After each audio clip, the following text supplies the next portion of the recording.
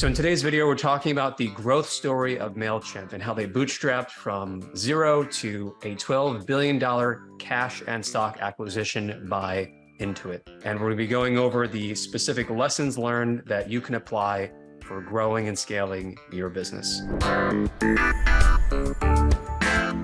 Hi, my name is Matt Ackerson. I'm the founder and CEO of AutoGrow.co, and I'm joined by one of our newest team members, Gabby. Hey, Gabby. Hello, great to be here. Gabby will be helping us to lead the discussion here as we talk about Mailchimp's growth story and what are the key lessons that we can learn from it that we can apply to our own businesses and for specifically your benefit. So Mailchimp is one of these brands, Gabby, that has been around since I was in college. And, I had my first startup at the time. It was like web-based coupons for college kids. And I remember just watching their growth journey, watching and looking at their branding. I thought the monkey thing was a little bit cheesy at first, to be honest, but they really grew it and the brand was novel and it stood out. And some people loved it and other people were like, it's a monkey. Like, what's this have to do with email? But it worked, and they were able to scale up to a multi-billion-dollar acquisition. But just a little bit of background on Mailchimp's timeline. So they started as entrepreneurs. They started their business. It was originally called the Rocket Science Group. It was a design consultancy, like so many SaaS companies start as agencies for whatever reason. And then they wanted to create a solution to help their client base better reach their own customers through email. There was a lot of concern about whether or not, entering the market was actually a wise decision at this time. Conventional wisdom would have said, don't do it. Constant Contact just went public around this time, around the time of 2006, 2007. They had raised a ton of money. The market was a little bit more mature and people thought it was fully mature at that point. I mean, this was even before tools like Drip and Active Campaign had come out that really took it to a whole other level as far as marketing automation. But in terms of, growing your email list, Ben Chestnut and his co-founder, they thought that they could contribute, that they could do it better. They could figure out how to do it as a bootstrap startup here. So Gabby, what are some questions that come to mind for you or some facts that stood out as far as, what you think might be lessons learned from the research that we did here? One of the things that stands out is how they really knew their customers and how they wanted to be better at serving their customers with the best, right? Chestnut told the New York Times once that Mailchimp's success stems from the fact that it had a proximity to its customer, and that was what its competitors lacked. Since a lot of companies fail due to not meeting their customers' requests, what is the importance of really listening to what our clients says and what they demonstrate by their patterns to us? So, I think that was one of the patterns that we saw come up again and again in the research for this article. The principle that the founders felt that part of the reason they succeeded where others did not. And again, bootstrapped, not going public, not raising venture capital. So one of the reasons the founders feel that they succeeded was because they just were better at being close to their customers so that they could hear that feedback, they could recognize those patterns,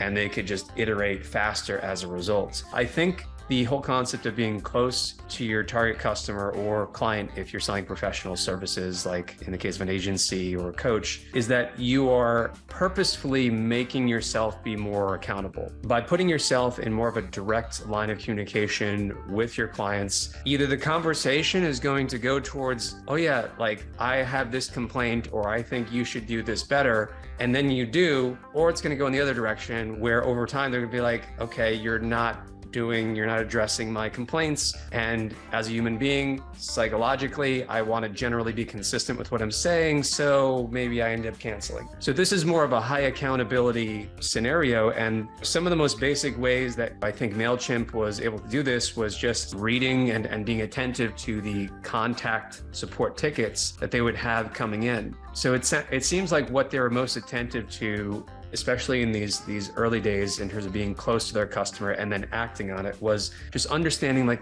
what was the customer's end goal, how could they have some sort of a wow moment in the beginning of the customer journey.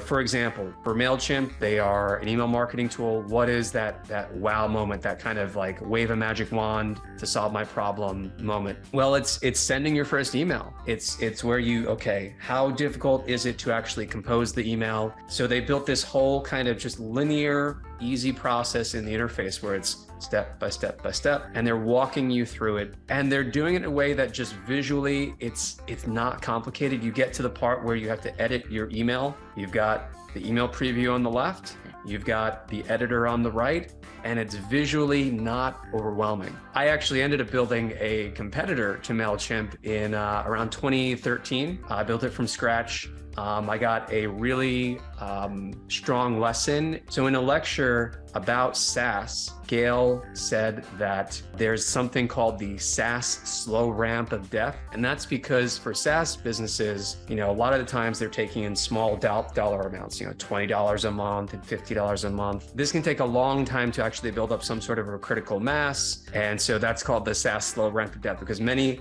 SaaS companies died as they tried to go up this ramp because they're just not generating enough cash flow. And if you're a bootstrap business, forget about it. It's that much more difficult. It also explains and gives some context to the Mailchimp story, where for 5 years, Ben and his co-founder, they had this as a side project. They could not go full time on it yet. They just were, evidently just building it up, having some customers and, making the feature set better and better and better. I started an email marketing competitor that I thought was going to be kind of faster and easier compared to Mailchimp in 2013. And I learned a lot about like what the SaaS slow ramp of death meant, because we started getting customers, but $20 a month doesn't exactly cover the bills, at least not once you have to get to like 100 plus customers before it starts to really add up to something significant.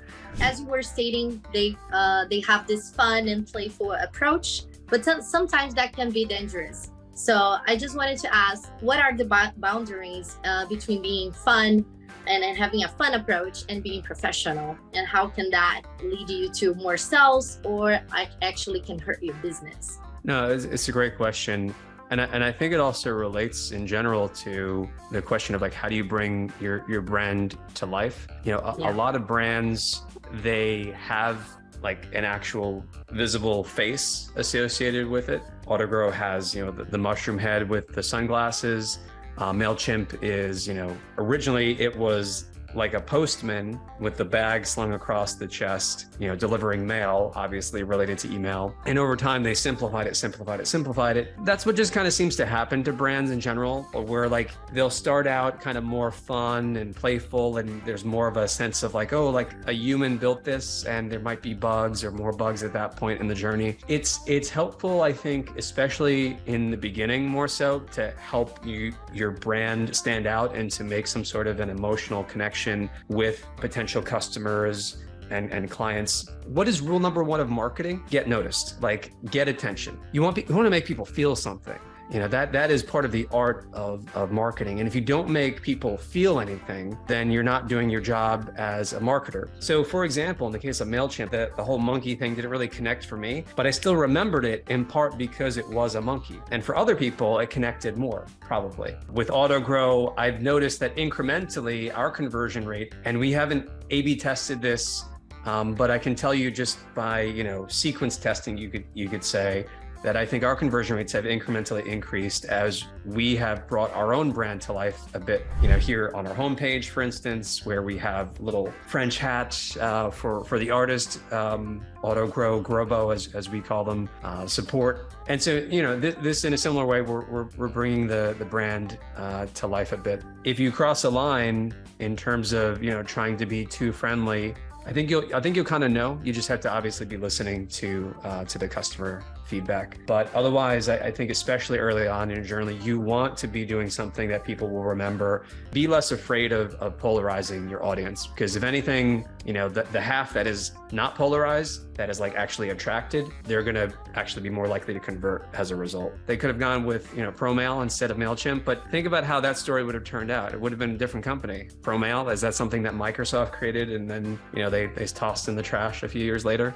Mailchimp launched it in 2000. 2009, a free version and a free package, of course. Related to our research, a lot of people thought that we were crazy why they were giving this service away for free if they had already a lot of success. Actually, they proved everybody wrong. They had an increase from the user base from 80,000 users within a year to 450,000 users, and increase their profit by 650%. So my question would be, is it necessary for me to have a free access, a free package, so I can succeed? Is that a strategy that I can insert right in the beginning of my journey, or should I wait? I think having some sort of a free or freemium option is essential for any sales funnel, and integrating it with your pricing or just somewhere where it's happening at the bottom of your funnel, I think is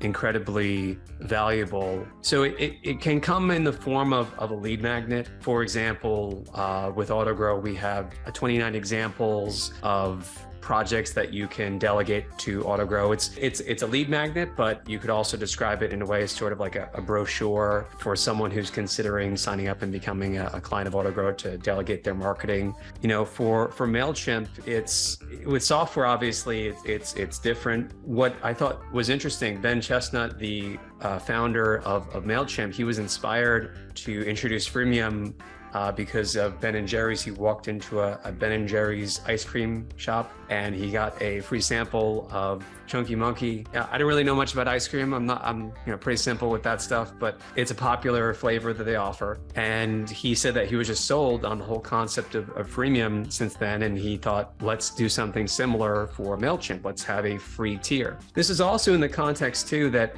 they had a lot of data already at that point. By the time they went freemium, they had done pricing where you could pay per email or per like X number of emails that you would send, like 1,000, 10,000, whatever. You could pay monthly for unlimited. In his own words, he said it would be a completely different company if they went freemium like right off the bat. But I think this whole freemium concept is one of the most exciting and interesting things I think about their story in general, and that I think as entrepreneurs and marketers watching this should be like one of the biggest takeaways. If you are selling a professional service, coaching, just having something where people are able to experience what it is you're able to offer. The pushback on that, if you're selling professional services like coaching, for example, might be, well, Matt, my time is really valuable and I want to charge for it. Totally get that. But what I can tell you is that from our own experience selling millions of dollars in revenue for our clients in terms of exchange value of the services provided, we would have the highest conversion rate oftentimes when on the call the initial consultation call, and this is part of our strategy in getting on calls with clients even to this day, is we look to provide something of value. We look to actually kind of think past the sale and say, okay, Mr. or Mrs. potential client, like what is it that you're looking to accomplish? Okay, well, I have these goals over here, these are my priorities based on where I want to go with my business. Okay, cool. Like let's dig into that. The call is kind of a free version of the service, and we are consulting with them in real time. We're helping them to kind of plan out their account, and they haven't even given us their credit card information yet. And you can think about it the same way, if you were, for example, selling coaching services, you might say, okay, let's have an initial worksheet and have, prior to the call, you want your potential clients to fill out this worksheet. It could be just simple one page. And so you get on the call with them, and then you're able to kind of go through some sort of a checklist with them that you have, and you can give them this checklist as well that will help them to achieve whatever it is that they wrote down and solve whatever problem it is that they solve. And so in a way, you're giving some sort of a free package, so it's limited in scope. You're not going to be spending endless time, but you're giving some free initial value right up front. How like a lot of fitness brands will have some sort of like a 28-day challenge or a 2-week, lose 5 pounds, whatever challenge, this sort of a thing. When Mailchimp went premium, they were at about 85,000 users, from 85,000 to 450,000, right? Within 1 year. Damn, like this is amazing. This is really inspiring because the founder came out and shared these numbers with everyone to see. So a lot of entrepreneurs saw that and said, all right, freemium, like let's figure something out. Now, the reality though of freemium too is that, you'll get more people in the door, but the conversion rate, will be lower, but again, it's really about volume, and it does compound over time because you're getting more people in the door, you're increasing the word of mouth, and as long as you're providing something of value, in this case, Mailchimp gave people, their software. And what was also brilliant about it too, obviously, is that email marketing, it was naturally viral, because it had the little powered by Mailchimp at the bottom of every email too. But then the other number, I think it was like they increased their profit by 600%. This is 1 year, right? If you get one thing from the story of Mailchimp, I think it would be a lead magnet or freemium offer to go with your product or service. Yeah, actually, for each month, they added over 30,000 new free users, which 4,000 of those were new paying customers. Talking about SaaS, how can I offer simplicity, or how can I show my customers that my service is simple and easy to use, but at the same time, how can I show that I can still bring innovation and integrate greater customizations?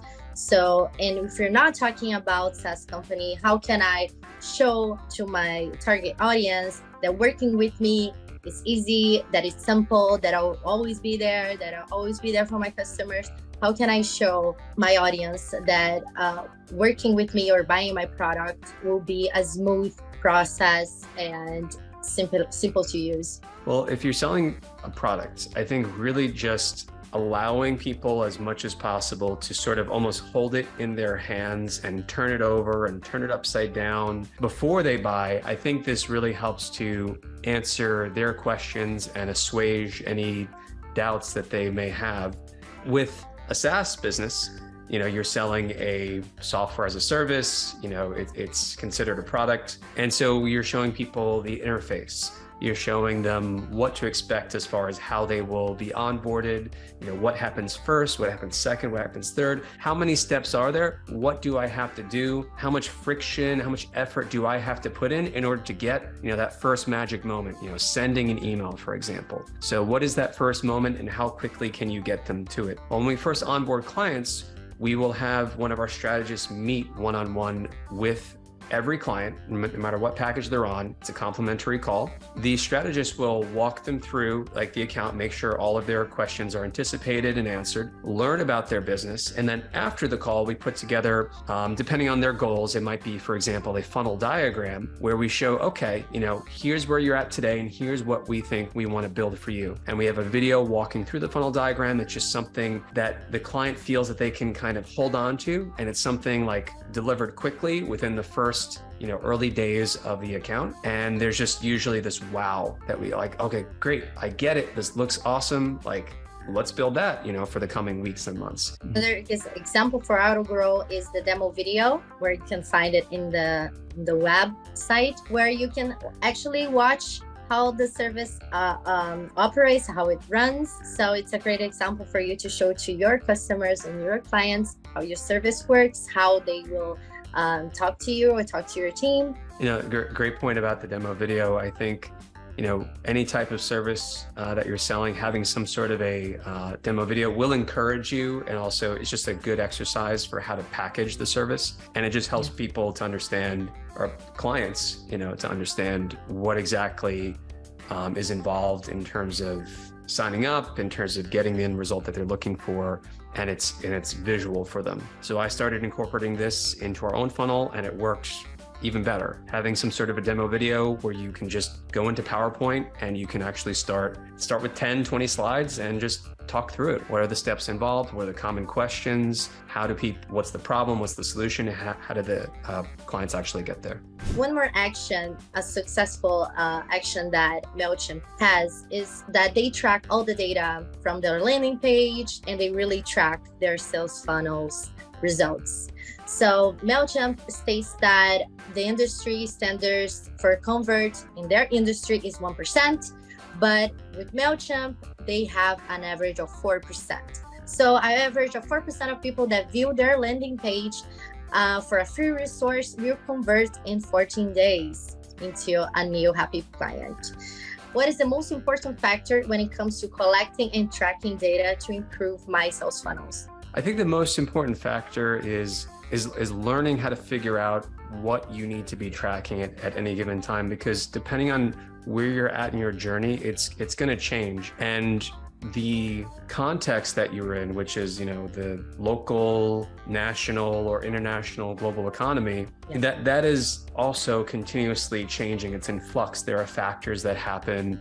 For example, Google will change its search algorithm, and that may mean that in that context, you have to zero in on, for example, traffic and be optimizing for that.